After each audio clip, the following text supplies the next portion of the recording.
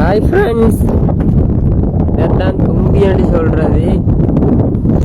இந்த தும்பி வந்து நிறைய விஷம் கூடின சாமான் வந்து சாதாரணமாக நம்மளோட உடம்புல கீறினாலே நம்மளோட